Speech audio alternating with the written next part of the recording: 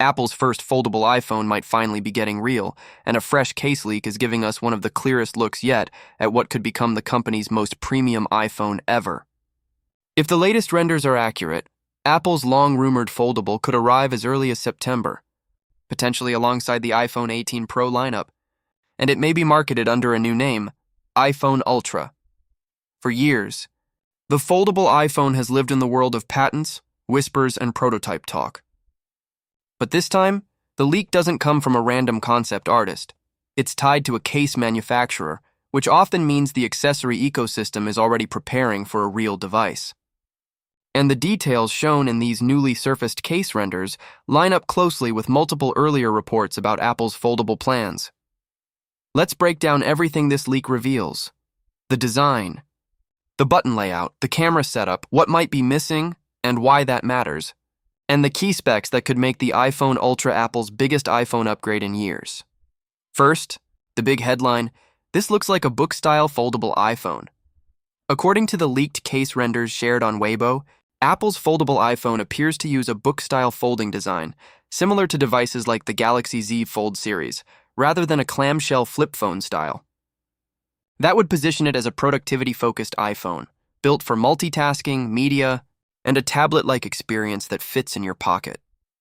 The case images show the phone from multiple angles, and the overall silhouette suggests Apple is going for a clean, familiar iPhone feel, just stretched into a foldable form factor. That's important because Apple rarely introduces a new category without making it instantly recognizable as Apple. From what we're seeing, this foldable doesn't look like a sci-fi experiment. It looks like an iPhone, refined, minimal, and premium. Next, the camera, a dual-lens setup with a fresh design language. One of the most interesting details in the case leak is the rear camera module.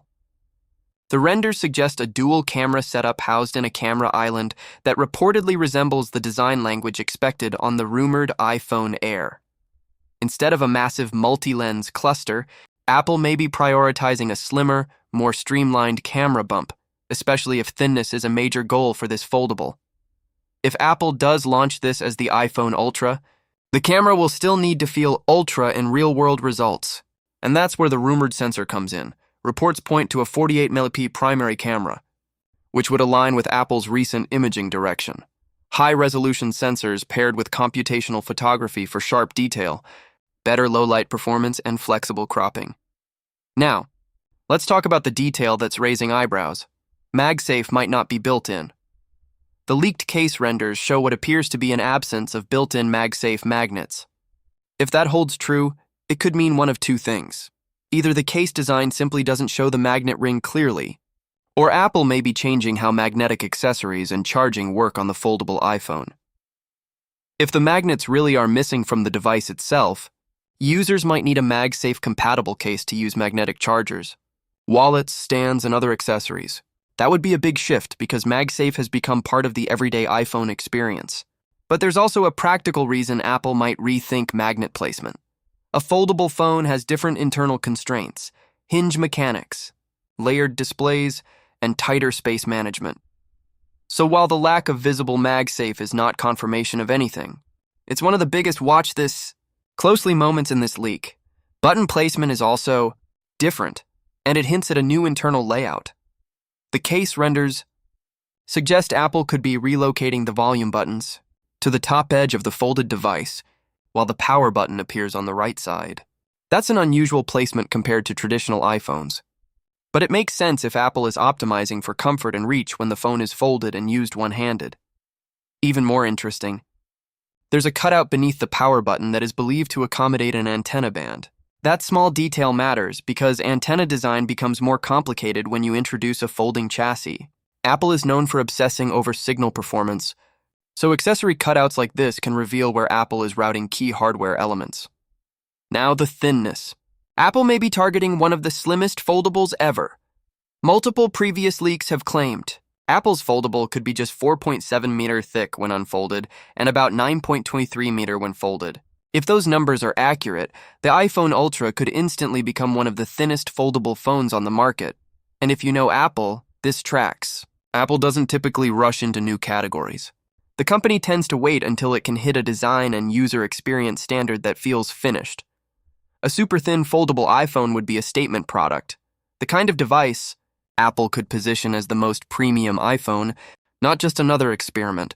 Display sizes, a compact outer screen, and a big inner canvas. The foldable iPhone is tipped to offer a 5.5-inch cover display and a 7.8-inch inner screen. That's a smart approach. The outer display stays usable and pocket-friendly, while the inner display opens up into near mini tablet territory. A 7.8-inch inner screen would be ideal for multitasking, editing, reading, gaming, and watching content in a more immersive way. It also gives Apple the opportunity to push iOS in a new direction, potentially with iPad-style layouts, advanced split-screen features, and foldable-specific UI transitions. Of course, software will make or break this category. The best foldable hardware in the world doesn't matter if the apps don't scale smoothly, if multitasking feels clunky, or if the crease becomes a constant distraction. Apple's advantage here is ecosystem control. The company can optimize hardware, iOS features, and developer tools together. The rumored performance and battery could finally match Ultra branding. On the spec side, leaks suggest the iPhone Ultra could run on Apple's next-generation A20 Pro chipset.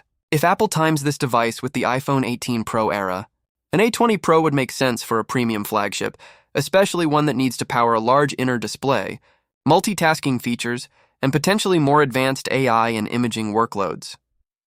Battery is another big talking point. The foldable is rumored to pack around a 5,500 mAh battery. For an iPhone, that would be a major capacity jump, and it would be necessary to support a large foldable screen without compromising all-day use.